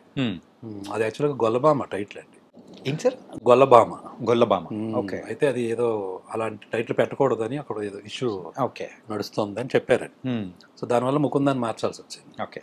సో ఆ టైటిల్ తోటి ఉన్న కథ మీ దగ్గర ఉంది కదండి, అందులో కుర్రాడు కొత్తోడే కావాలంటున్నారు కదా, ఈ అబ్బాయి బాగుంటాడని మా వాళ్ళు చూపించారు. అప్పుడు కొంచెం బొద్దుగా ఉన్నాడు ఆ అబ్బాయి, వరుణ్ తేజ్. ఓకే. ఆ నెక్స్ట్ డే నేను వాళ్ళ ఇంటికి వెళ్ళి అడిగి వచ్చేసాను. అప్పుడు ఇంకా సీతమాటలో షూటింగ్ కూడా అవ్వలేదు. ఓకే. కంటిన్యూ అవుతూ ఉండింది మధ్యలోనే. నేను డైరెక్ట్గా నాగబాబు గారికి చేసి వాళ్ళ ఇంటికి వెళ్ళి ఇలాగ నెక్స్ట్ సినిమా ఈ అబ్బాయితో అనుకుంటున్నానండి, మీకు ఒక ఇంట్రొడ్యూస్ చేసి ఉద్దేశం ఉంటే నేను చేస్తానండి అని చెప్పి అడిగాను. ఓకే. కానీ దానికి మ్యూజికల్ వైజ్ కానీ అండ్ దాని స్టోరీ వైజ్ కానీ ఒక డిఫరెంట్ అప్లాజ్ అనేది కూడా చాలా వరకు వచ్చింది సార్. అదే సక్సెస్ఫుల్ అయింది. ఈ సక్సెస్ అన్ని చూస్తున్న సందర్భంలో ఒక డౌన్ఫాల్, అంటే ఇండస్ట్రీలో డౌన్ఫాల్ అనేటప్పటికి ఒక మూవీ ఒక ఫ్లాప్ అనేది కూడా. మరి బ్రహ్మోత్సవం మూవీ టైంలో అంత ఫ్యామిలీని అందరినీ తీసుకున్నారు, ఒక డిఫరెంట్ స్టోరీ టైప్లో తీసుకున్నారు, కానీ ఎక్కడ మిస్ అయింది అనుకున్నారు సార్? ఖచ్చితంగా స్క్రిప్టేనండి. ఒక సినిమా తేడా వచ్చిందంటే దాని అర్థం ఏముండదండి. మన స్క్రిప్టులో మనం ఏదో నమ్ముతాం, అది బాగానే ఉంటుంది కదా అనుకుంటాం. మేబీ ఆ టైంలో అంత గ్రిప్గా ఆలోచన లేకపోవటం అవ్వచ్చు. మిస్టేక్స్కి మనం కారణాలు ఎత్తుక్కుంటూ వెళ్తే చాలా ఉంటాయండి, అది అనవసరం కూడా. అండ్ దాని తర్వాత నారప్ప, మరి మరొకసారి వెంకటేష్ గారితో అప్పటి వరకు చూసిన ఒక సాఫ్ట్ కార్నర్లో ఉన్న శ్రీకాంత్ అడ్డాల గారు ఒక్కసారిగా వైలెంట్గా, అది మరీ వైలెంట్గా మారిపోవడానికి రీజన్ ఏంటి సార్? అందరూ నిజంగా షాక్ అయిపోయారు సార్. ఏంటి, చాలా 1కి 2 సార్లు ఈవెన్ గూగుల్లో చెక్ చేసినా ఉండే ఉంటారు అనిపిస్తుంది. ఎందుకంటే నిజంగా శ్రీకాంత్ అడ్డాల గారేనా అని ఒకసారి క్రాస్ చెక్ చేసుకున్న సందర్భాలు. ఏంటి సార్ సడన్ చేంజ్? చేంజ్ ఏం కాదండి, అది అదే నాకు మామూలుగా ఏంటంటే అన్ని కథలు చేయాలని ఉంటుందండి. ఓకే. ఇప్పుడు నేను చాలా ఇంట్రెస్ట్లో అంటూ ఉంటాను, బట్ మనకు అవకాశం లేకపోతే సిచ్యువేషన్ రావాలి కదా. ఈ కథ ఆ కథ అని ఏముండదండి.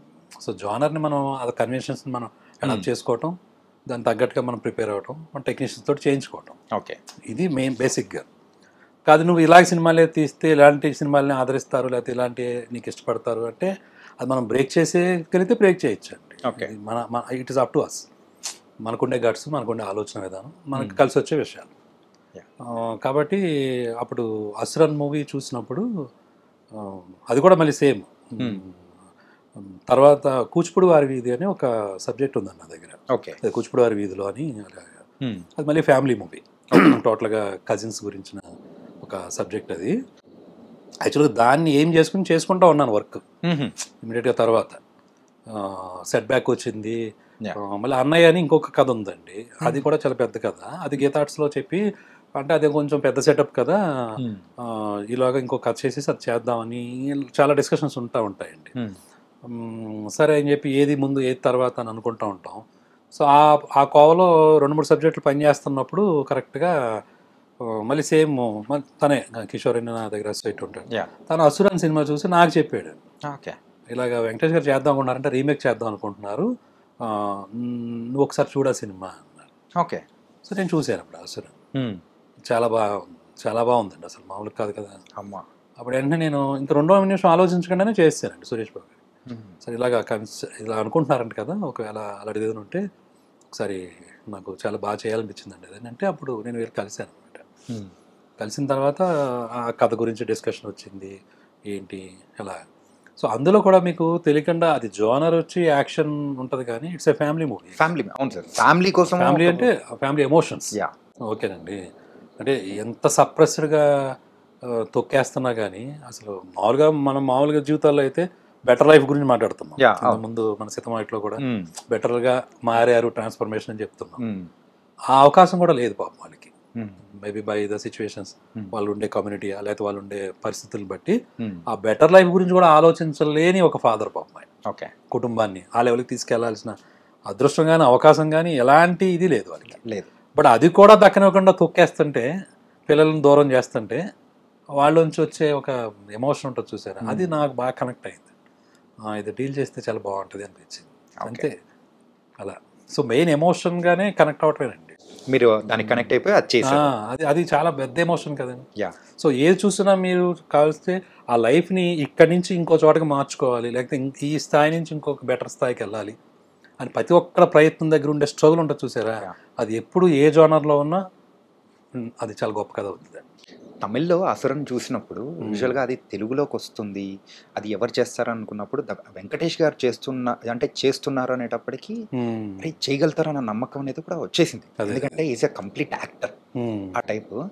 ఈవెన్ కొన్ని సీన్స్ అయితే ఈవెన్ తమిళ్ మూవీస్లో చూస్తే ఒక స్టార్ కొన్ని అంటే అక్కడైతే సర్వసాధారణం, కానీ ఇక్కడికి వచ్చేటప్పటికి ఫ్యాన్స్ వాళ్ళు ఇట్లా చేయకూడదు ఇలాంటివన్నీ అనేది ఏం లేకుండా క్యారెక్టర్స్ కూడా చేపించారు, అంటే సీన్స్ కూడా చేపించారు. వెంకటేష్ గారు అవన్నీ తీసుకోరండి, ఆయన బాగా డెడికేటెడ్ గానే ఉంటారు. ఏది అవసరం అది ఖచ్చితంగా దానికోసం ఎంతైనా చేస్తారు.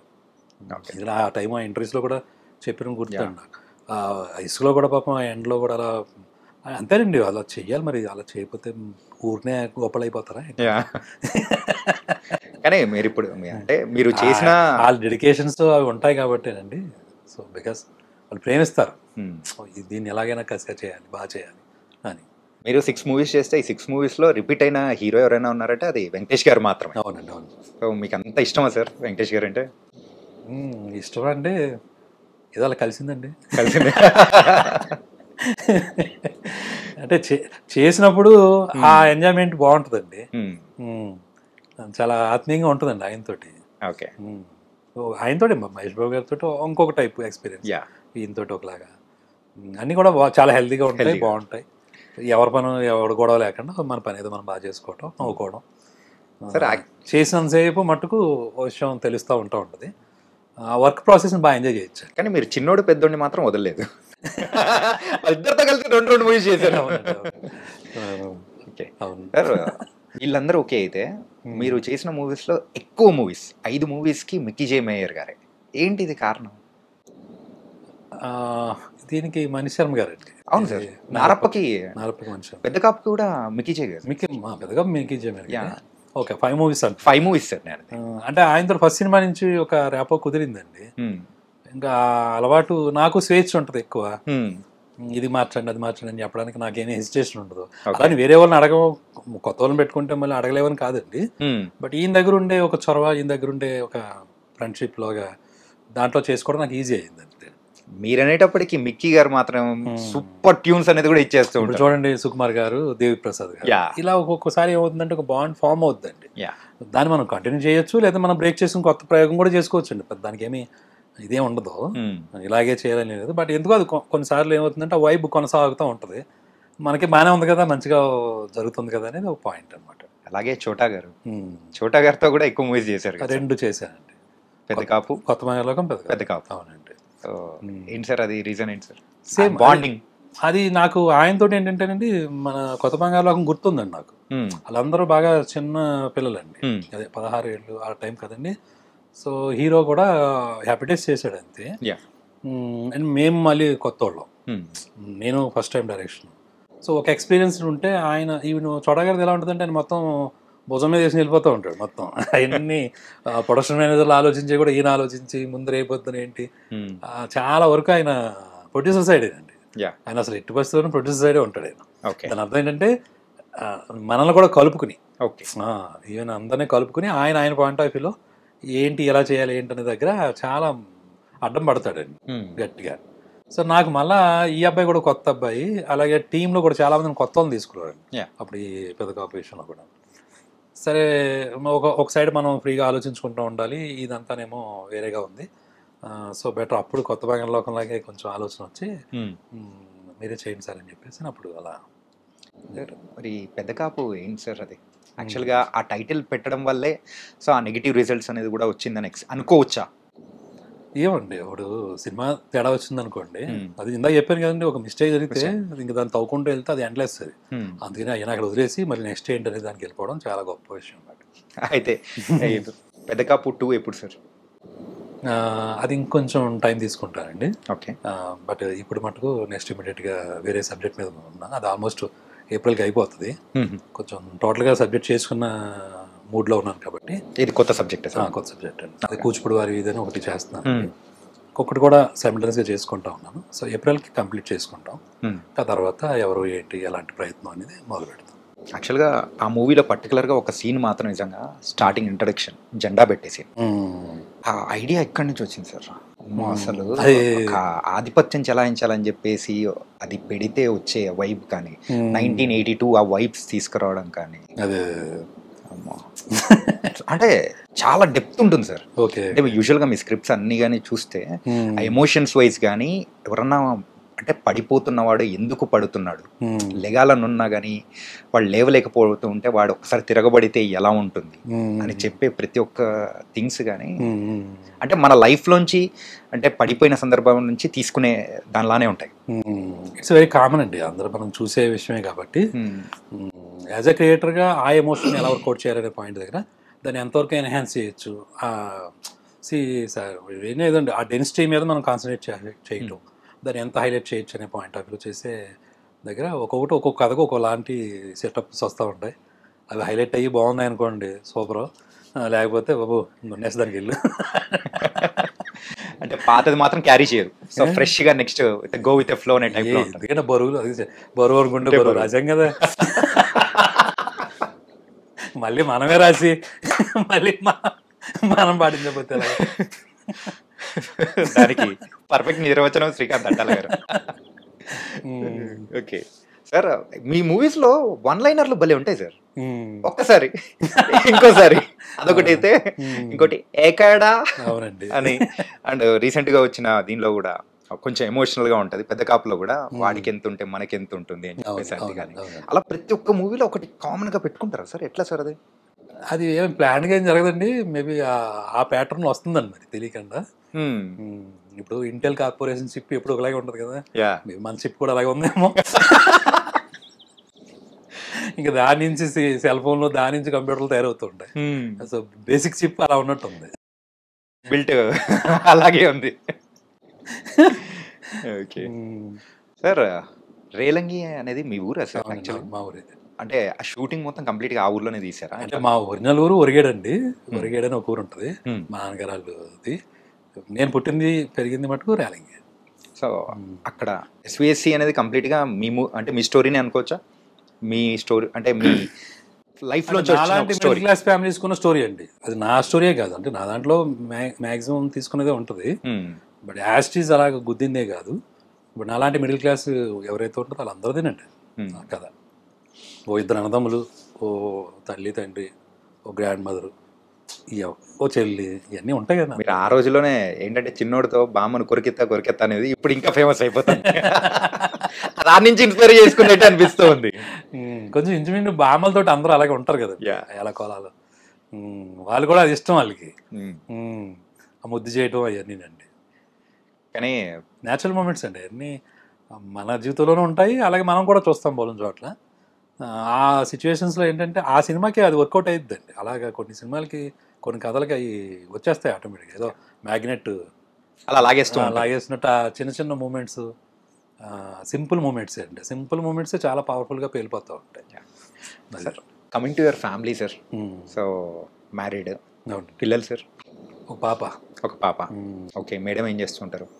తను house wife. Love marriage, arrange marriage? రెండు కలిపి మిక్స్. సేమ్ ఊరేనా సార్? సేమ్, అంటే రిలేటివ్స్ అండి. ఓకే, అలా పిల్లలు ఎప్పుడైనా కలిసినప్పుడు చూసినప్పుడు అలా ఏమన్నా? అంటే ఇంకా చెప్పాలంటే విజయవాడ ఫ్యామిలీ. ఓకే, చిన్నోడు యాజ్ ఇట్ ఈస్, వాళ్ళు విజయవాడ అండి. ఓకే ఓకే ఓకే, కోపం అంతా ఇంకా అలా తీర్చేస్తున్నారా? అయితే మీరు కూడా హెటేస్ మరి కొట్టేశారు అనమాట.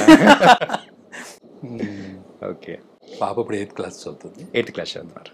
ఓకే, అండ్ మేడం గారి దగ్గర నుంచి ఏమైనా సలహాలు సూచనలు మీకేమన్నా?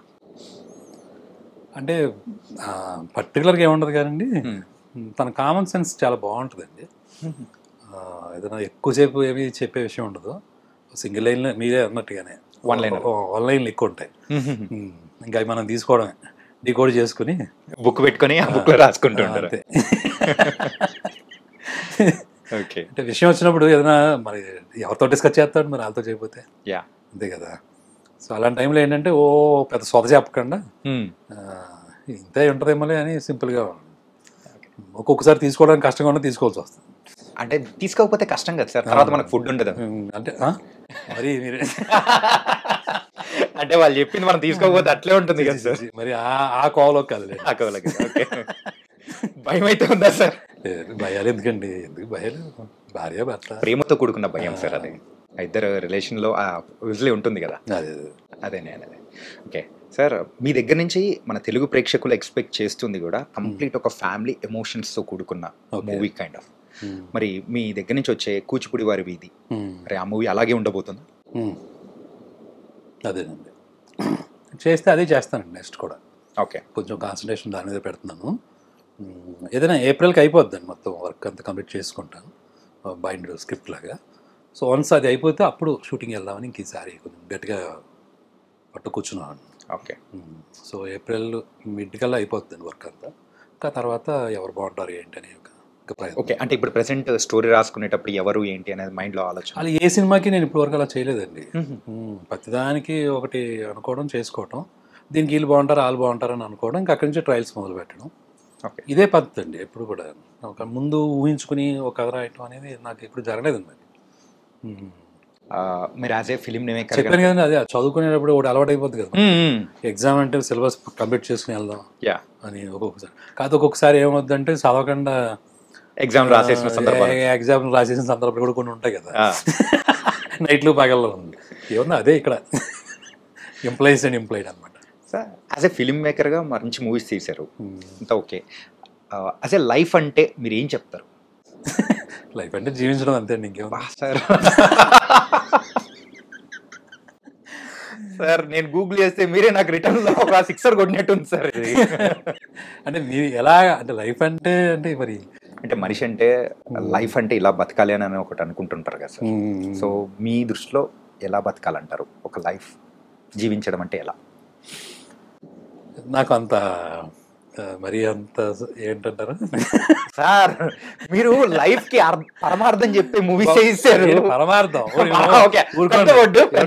కట్ చేయండి ఈ పరమార్థాలు అర్థాలు. ఓకే, కట్ చేసుకోరా. అంటే లైఫ్ అంటే ఎలా ఉండాలనేది చెప్పిన మూవీస్ అనేది కూడా తీశారు. అలాగే ఉంటుంది సార్.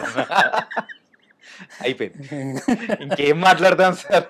ఏమండి, జీవితం అంటే అన్నీ ఉంటాయండి. ఫస్ట్ బేసిక్గా అన్నీ ఉంటాయి. మంచి ఉంటుంది, చెడు ఉంటుంది, తప్పు ఉంటుంది, ఒప్పు ఉంటుంది, ఓకేనా. చేదు ఉంటుంది, తీపి ఉంటుంది, అలా ఇంకా అలా మాట్లాడుకుంటే. సో ఏదో ఒక పక్క వెళ్ళకుండా అన్నిటినీ తీసుకుంటా, ఏది ఉన్నా ఇవన్నీ కామనే కదా, అన్నీ ఇక్కడే ఉంటాయి, అన్నీ భూమి మీద ఉండగానే జరుగుతాయి, అన్నీ వేరే చోటకి అడిగి వెళ్ళి క్వశ్చనే లేదు. ఓకే. సో అదిలాగే లైఫ్లో కూడా అన్నీ పాసిబులే, అది మనకు నచ్చినా నచ్చకపోయినా కానీ. సో వాటిని అలాగే తీసుకుని సరదాగా అలా వెళ్ళిపోతే చాలని నా ఫీలింగ్, అంతే. శ్రీకాంత్ అడ్డాల గారు మంచోడా చెడ్డోడా? బా ఏదో నాయకుడి సినిమాలో లాస్ట్ తాతను మంచోడో చెడ్డోడో అంటే ఆయన చెప్పలేదు, మన తెలుగు ఎవడెలా తీసుకుంటే అలా తీసుకుంటాడు. అదే అండి, ఆయనకంటే గొప్పలేడు మనం. ప్రతి క్వశ్చన్ కూడా మీరైతే చాలా తెలివిగా చెప్పేస్తున్నారు. తెలివి కదండి. ఇప్పుడు మీరు ఎలా చెప్తారు చెప్పండి, మీరు మంచోళ్ళ చెడ్డోళ్ళ అంటే ఎవరికి వాళ్ళు చెప్పుకోవడం అనేది తప్పదు. అలా అనుకుంటే మనం చెడ్డోళ్ళేనండి ఫస్ట్ బేస్. చెడ్డోళ్ళ అలా ఫిక్స్ అవుదామా? మీ ఇష్టం సార్. అది ఇప్పుడు నన్ను ఫిక్స్ అవుదాం అంటే నేను ఎట్లా చెప్తాను సార్? ఈ మంచి చెడు, ఈ తప్పు రేట్లు ఉంటాయి, అదో షేడ్ ఉంటుంది, ఇది షేడ్ ఉంటుంది. ఓకే, అదే అంటున్నానండి, లైఫ్లో అన్నీ ఉంటాయి, అన్నీ కామన్గా ఉంటాయి. ఆ పర్సంటేజ్లు లేకపోతే ఇవన్నీ మనం చూసుకుంటూ కూర్చుంటే మనం ఏమవుద్దంటే అనవసరంగా వేరే ఎక్కువ అయిపోతుంది లోడ్. అన్నీ కామన్ కదా. ఓకే, ఒకసారి ఇప్పుడు చెడ్డగా ప్రవర్తించాము, ఏమైద్ది ఇప్పుడు? మళ్ళీ వెళ్ళాలి కదండి ముందుకి, ఎడుతూ ఉంటుంది కదా, అక్కడ అయిపోతాం ఏంటి? ఇవాళ తప్పు చేసాం, డెవలప్ అవుతాం, ఓకేనా. లేదు మంచిగా ఉన్నాం ఈరోజు, బాగా ఓకే, మంచిగా ఉన్నామా, ఓకే ఏ గుణాన్నో బాగానే ఉన్నారు అయితే మనం దాన్ని కొంచెం కంటిన్యూ చేద్దాం. ఇంత సింపుల్గా తీసుకోవటమే బెటర్ కానీ మరీ దాన్ని గుచ్చి లేకపోతే పాపం అలా ఉన్న వాళ్ళని ఎవరన్నా మరీ తొక్కేలాగా ఆడేదో పాపం చేసి ఉంటాడు, ఇంకా దాన్ని అట్టుకుని ఇంకా అట్టుకుని మొత్తం వాడిని మనం చీల్చి జెండా ఆడకూడదు. సో కాకపోతే మనకి కానీ లేకపోతే మన వాళ్ళకి కానీ లేకపోతే మన ఎన్విరాన్మెంట్కి కానీ పర్టికులర్గా ఇంటెన్షనల్గా ఎవరైనా చెడు చేస్తుంటే మటుకు then we have to fight it, okay, aggressed it. అప్పుడు కాంప్రమైజ్ అయ్యి మళ్ళీ అప్పుడు కూడా మళ్ళీ లైట్గా తీసుకుందాం అంటే కుదరదు కదా. ఎందుకంటే it is affecting so many things.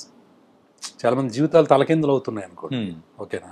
లేదు మనకు సంబంధించింది ఏదైనా టోటల్గానే చేయి దాటిపోయే పరిస్థితి లాంటి ఒక చెడ్డత ఎవరైనా ఇంటెన్షనల్గా చేస్తూ ఉంటే then why should be silent, fight చేయటం.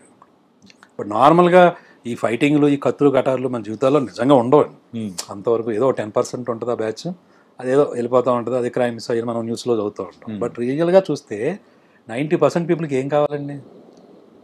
చక్కగా ఏదో ఉన్న పొజిషను స్టేటస్ ఏదో ఉంటే అది, ఓకేనా. ఓకే, లవ్ ఉంటే లవ్, లేకపోతే పెళ్ళి అయితే అనురాగం, అది ఇంకా ఏ పేర్లు. స్టూడెంట్స్ అయితే వాళ్ళ చదువులు ఎయిమ్లు. ఎవరు కోరుకున్నా చూడండి ఎలా ఉంటుంది, చాలా సింపుల్గానే ఉంటుంది. తొందరగా సెటిల్ అవ్వాలని ఉంటుంది, లేదా ఇంకో నెక్స్ట్ స్టెప్కి వెళ్ళాలని ఉంటుంది, ఇంకొంచెం బెటర్గా లైఫ్ని క్రియేట్ చేసుకోవాలని ఉంటుంది. మొత్తం మీద ఓవరాల్గా అందరూ ఆలోచించేది ఏంటి? Quality of life. వాళ్ళ లైఫ్లో కొంచెం క్వాలిటీ కోసం ట్రై చేస్తూ ఉంటారు, ఓకేనా. ఇది మేజర్ థింగ్ అవుతుంది కదా ఆ 90% పీపుల్కి సంబంధించి. సో దాంట్లో మళ్ళీ మనం ఈ మంచులు చెడులు తప్పులు రైట్లు ఇంకా పొద్దున ఇంకా వాటిలోనే పట్టు కూర్చున్నాం అనుకోండి, ఇంకెప్పుడు బతకాలి మనం? Okay sir. Sir small rapid fire sir. Okay okay. మీరు చిన్నప్పుడు ఎప్పుడైనా కానీ ఒక ఫేవరెట్ హీరో మూవీకి వెళ్ళి అర్రే సాధించాం చూసాం అని అనిపించిన మూవీ ఏంటి? ఏమన్నా సడన్ గుర్తురావి మరి? గుర్తురాదంటే ఒక సందేహం ఉంటుంది సార్, బ్లాక్ అయిపోతా ఉంటాయి కదా. జగదేవ్ వీడు సుందరండి ఫేవరెట్ హీరో అంటే చిరంజీవి గారా? వీళ్ళనే ఉండదని నాకు అందరూ బాగా ఇష్టం. కమల్ హాసన్ గారు అంటే చాలా ఇష్టపడేవాడిని, ఎందుకంటే పర్ఫార్మెన్స్ అయ్యి స్వాతిముత్యం అలాంటివి చూసినప్పుడు. చిరంజీవి గారు అంటే క్రేజ్, అది మీరు ఇప్పుడు చెప్పిందే. ఎలాగైనా ముందు షోకి వెళ్ళిపోయి తెచ్చుకోవాలి టికెట్, ఏదో రకంగా డ్యాన్స్లు అవి చాలా బాగుండేది. ఎట్లా సాధించారు సార్ టికెట్స్? అవి వానండి ఆ రోజు, బాగా వర్షం, చాలా మంది తుఫాన్ ఆ రోజు. అదే 10th క్లాస్ రిజల్ట్స్ వచ్చాయండి అప్పుడు మా సీనియర్స్కి. నేను 9th క్లాస్ అప్పుడు. ఓకే. అందులో గణపతి ఒకడు ఉంటాడు, అది ఫెయిల్ అయిపోయాడు యాక్చువల్గా. ఓకే. ఆ పొద్దున్న చూసుకున్నాడు పేపర్లో ఫెయిల్ అయిపోయాడు. ఆడు నేను కలిసి వెళ్ళేవాడు. ఆడికి అసలు ఇంకా ఫెయిల్ అయ్యామా పాస్ అయ్యామా ఇంకా వద్దు మనకి అనవసరం, అయిపోయింది సినిమా ముఖ్యం అనుకుని వెళ్ళిపోయారా? మైసూరు బండలు తిని అవి వాన్లోను మొత్తం టికెట్లు సంపాదించి వెళ్ళిపోయాడు. ఓకే. ఫ్రెండ్స్తో కూర్చొని సరదాగా ఎంజాయ్ చేయాలంటే మీ లైఫ్లో ఆ స్పాట్ కానీ ఆ సిచ్యువేషన్ ఎలా ఉండాలంటారు? అంటే ర్యాలింగ్ మా ఊర్లో ఉంటాయండి అలాంటి స్పాట్లు. ఒక కాలువ ఉంటుంది, కాలువ పక్కన వంతెన ఉంటుంది కదా, ఆ వంతెన గోడలు బాగా లావుగా ఉంటాయి. ఓకే. సో వాటి మీద కూర్చోవడం, లేదా రైల్వే స్టేషన్ దగ్గర నెక్స్ట్ బాగా క్రౌడీగా ఉంటాయి చూసారా ప్లేసులు, ఆ ప్లేసుల్లో కొన్ని పక్కన కూర్చోవడానికి ఉంటాయి ఈ రైలింగ్స్ లాగా అలాగా, వాటి మీద కూర్చున్నప్పుడు మాట్లాడుకోవడం. అరుగులు కానీ కొన్ని అరుగులు అంటే మళ్ళా కొంచెం ఊర్లో అరుగులు అంటున్నారా మీరు? ఊర్లో అరుగులు అంటే ఊర్లో అరుగులు మనం కూర్చుని అరిగిపోయినాయండి అవి. ధర్నాలు కూడా చేశారు పెద్దోళ్ళందరూ. ఓకే. మేము ఉన్నప్పుడు చిన్నప్పుడు ఇంత ఎత్తుండేరా, వెళ్ళి ఏమైనా చేసుకుంటారు ఎదవాళ్ళరా, హైట్ తగ్గించారు. సో కాబట్టి అది అవుట్ ఆఫ్ సబ్జెక్ట్. ఓకే. ఇంకా ఇక కాదని ఊరు ప్రాపర్టీస్ కాదు, నేషనల్ ప్రాపర్టీస్ మీదకి వెళ్ళాం, రైల్వే స్టేషన్లు. ఓకే. స్టేట్ అయిపోయింది, నేషనల్ లెవెల్కి వెళ్ళాం అనమాట. ఓకే. ఏదైనా క్రౌడీగా ఉంటే బాగుంటుందండి ఎప్పుడు కూడా. నాకు బాగా అలవాటు ఏంటంటే హైదరాబాద్లో వచ్చిన కొత్తలో కాదండి, ఆల్మోస్ట్ ఈ మధ్యన కూడా వెళ్తూ ఉంటాను. ఉమేష్ చంద్ర చాట్యూ ఉంటుంది చూడండి, ఎస్ఆర్ నగర్. ఇప్పుడు అంటే ఈ మెట్రో వచ్చేసి కట్టేశారు సార్, అంతకుముందు ఓపెన్ గా ఉండేది. అవును సార్. ఆ మధ్యలో కూడా ఒక సర్కిల్ కింద ఉండేది, అక్కడ కూర్చునేవాళ్ళం అందరం. ఓకే. అలాంటి ఒక ప్లేసెస్ బాగుంటాయి. అలాగే సీతమ్మవాకిట్ల సిరిమల్ల చెట్టు మూవీలో ఒక అమ్మాయి వచ్చి ప్రపోజ్ చేస్తుంది మహేష్ బాబు గారికి. వచ్చినప్పుడు పూసు కావాలని అయితే ఎక్కడ పెట్టుకుంటారో తెలియదు బాబు అని చెప్పేసి అంటారు కదా, ఇది ఎక్కడి నుంచి తీసుకున్నారు అసలు? అంటే యూజువల్గా ఆ అబ్బాయి క్యారెక్టర్ ఉంటుంది కదండి, అంటే కొంచెం ఎటకారం ఏదున్నా కానీ దాంట్లో తన ఆలోచన ఏంటంటే ఇప్పుడు తన ఏంటి నేను ఇలాగే ఉంటానని ఇంటర్నల్గా తీసుకునేది. బట్ తినకున్న ఫ్రస్ట్రేషన్లో లేకపోతే తినకున్న ఒక స్ట్రగుల్ దగ్గర కనిపించే ప్రతి దాంట్లోనూ ఏదో ఒకటి కలగడం అనమాట. ఓకేనా. సో ఇది చాలా మందికి ఉండే ఒక ఉంటుంది, టింజ్ ఉంటుంది కదా ఆటోమేటిక్గా. సో ఆ పాయింట్లో ఏంటంటే ఒకవేళ అమ్మాయి కనుక ఇలా చూస్తే ఏం చెప్పొచ్చు అమ్మాయికి సంబంధించి అంటే ఈ మధ్య ఎవరో అసలు జడ వేసుకోవట్లేదు కదా, జడలు వేసుకోవట్లేదు, పూలు పెట్టుకోవట్లేదు, ఏం లేదు. సరే ఓకే, అది ట్రెడిషన్ అదేమి నేను తప్పు పట్టట్లేదు. But the way they are living కదా, అదే ట్రాన్స్ఫర్మేషన్ బాగా ఎక్కువ ఉంది కదా. నిజంగా ఒకవేళ ఎవరైనా ఇదివరకు పూర్వం ఎలా ఉండేదండి, పట్టుకెళ్ళి ఫ్లవర్ ఇచ్చేవాళ్ళు. అంటే ఇచ్చారని చెప్పి జడలో పెట్టుకోమని కాదు కదా, మామూలుగా ఇచ్చేవాళ్ళు. ఆ ఊహలోంచి వచ్చిన డైలాగ్ అనమాట. ఓకే నిజంగా ఇచ్చి పెట్టుకో అంటే ఎక్కడ పెట్టుకుంటారు ఇలా, ఇంక జడలే లేవు, ఆ ఊహలో రాసింది. కాదు సార్, అంటే ఎవరన్నా వచ్చి మీకు ప్రపోజ్ చేశారా అలా? లేదు. ఎక్కడన్నా జరిగిన సందర్భం కానీ? ఈ ఆటోబయోగ్రఫీలో రాద్దామండి తర్వాత ఉంది, డీటెయిల్గా రాద్దామండి మరి. ఓకే సార్, ఇంకా అంటే దీని గురించి ఇంకా నేను అడగను. ఈ ఒక్క సెగ్మెంట్ మేడంకి మాత్రం చూపించకండి సార్. Okay nice. అండ్ మీకు ఫేవరెట్ హీరోయిన్ సార్? ఒక్కో టైంలో ఒకళ్ళు మారిపోతారండి. అబ్బాయిలకు ఉన్న వీక్నెస్ ఇదే సార్. అది వీక్నెసా? ఆ వీక్నెస్ ఆరాధన మరి. ఒక్కో టైంలో ఒకళ్ళు మారిపోతూ ఉంటారు. నాకు పర్టికులర్గా ఇల్లనేవి లేదు మరి ఎప్పుడు కూడా. ఓకే. సో మీరు ఎప్పుడైనా కోపం? సావిత్రి గారు అన్నప్పుడు చిన్నప్పుడు తెలిసేది కాదు కదండి, చిన్నప్పుడు మనకు తెలియదు పెద్దగా. నాకు బాగా గుర్తండి ముద్దుల కృష్ణ అని బాలకృష్ణ గారి సినిమా వస్తుంది. అవును, ఆ సినిమాలో విజయశాంతి గారు అప్పుడు చాలా బాగా నచ్చేసింది ఆవిడ. అందులో ఏదో సాక్రిఫైస్ క్యారెక్టర్ అనుకుంటా, నాకు ఏడుపు కూడా వచ్చేసింది అప్పుడు తెలియకుండా. ఓకే. తర్వాత చూస్తే మళ్ళీ ఇంకో సినిమా తర్వాత భానుప్రియ గారు స్వర్ణకమలం, ఇలా ఒక టైంలో ఒకళ్ళు మారిపోతూ ఉంటారు. అప్పటికి ఆ టైంలో ఏది గుచ్చుకుంటే అది, ఆ తర్వాత సంగతి తర్వాత. ఓకే. ప్రెసెంట్ ఇప్పుడు ఎవరు గుచ్చుకుంటున్నారు సార్? ఇప్పుడు ఎవరు పెద్దగా ఉండే ఉంటారు సార్. లేదండి ఇప్పుడు పెద్దగా. కొంచెం ఆలియా భట్ అంటే ఇష్టం అండి. అదే ఆ అమ్మాయి సినిమాలు చూసినప్పుడు చాలా బాగా అనిపించేది. లవ్ యూ జిందగీయా, ఆ మూవీ ఒకటి రీసెంట్గా చూశారు, చాలా కాలం రిలీజ్ అయ్యి. అందులో పర్ఫార్మెన్స్ భలే చేసిందిరా అమ్మాయి అనిపించింది. మీరు యూజువల్గా కోపం ఉన్నప్పుడు యూజ్ చేసే రెగ్యులర్ వర్డ్ ఏంటి? అంటాను అంతేనండి, అందుకని ఇంకేమున్నది మరి. అదే అది కూడా మనల్ని మనమే అనుకునేలా ఉంటుంది తప్ప. Final question sir. క్వశ్చన్ జరుగుతున్నాయా? ఆ క్వశ్చన్ అంటే ఈ ర్యాపిడ్లో సార్, మీరు లెక్చరర్ అని మాకు తెలుసు సార్. ఏంటంటే ఇప్పుడు అడుగుతున్నా అని చెప్తున్నా ఏంటి? అట్లేం లేదు సార్. ఓకే. మీరు ఇప్పటి వరకు చూసిన అన్ని సినిమాల్లో కల్లా ఎక్కువ సార్లు చూసిన సినిమా ఏంటి? సాగర్ సంగమం అండి. సాగర్ సంగమం ఏంటి సార్ అది? ఎందుకు అంతగా ఇష్టం? చాలా ఇష్టం అండి ఆ సినిమా అంటే ఏంటో, చాలా ఇష్టం బాగా. ఎప్పుడు చూసినా నాకు అది మళ్ళీ ఏదో నేర్చుకుంటూ ఉంటాం, రాస్తూ ఉంటాను దాని గురించి. అదే ఎక్కువ చూశానండి బాగా. మాకైతే ఆ పైప్ మీద డాన్స్ వేసేది అది మాత్రం నాకు అదే గుర్తుంది. చిన్నప్పుడు 5 years టైంలోనే చూశానండి అసలు. ఓకే. చిన్నపిల్లం కదా, నాకు అదే గుర్తుంది, డాన్స్ చేసిందే గుర్తుంటుంది. ఆ తర్వాత తెలియకుండా ఏమైందంటే ఈ ఎంఎస్సికి వచ్చినప్పుడు అనుకుంటా, అప్పుడు ఇంకా కేబుల్ రాలేదండి, ఈ ఛానల్స్ రాలే. ఓకే. మరి రిసెస్ కాలేజ్ హాస్టల్లో శనివారం ఎప్పుడు సినిమా వచ్చింది చూడండి, టైంలో ఏదో వచ్చింది అప్పుడు. వచ్చినాయండి జెమినీ టీవీలో అనుకుంటా. కాకపోతే ఇలాగ ఇంత యూట్యూబ్స్ రాలేదు అప్పుడు. ఆ పర్టికులర్ టైంలో సినిమా ఉంది అంటే పరిగెత్తుకుని వెళ్ళి చూశాను నేను. ఏదో కనెక్ట్ అవుతుందండి ఆ సినిమా, మరి నాకు తెలీదు. చాలా ఎక్కువ, ఇప్పుడు ఆల్మోస్ట్ ఒక 72 times చూసుంటాను. 72 times చూశాను ఆ సినిమా. ఎప్పుడైనా అంటే దాని స్క్రీన్ ప్లే ఒకటి అద్భుతంగా ఉంటుందండి. ఇంకా కమల్ హాసన్ గారి తాలూకా అది ఇంకా చెప్పక్కర్లేదు. అండ్ ఫైనల్లీ దాన్ని ఎందుకు అంతలా ఉంటుందంటే బాగా కనెక్ట్ అయిందండి.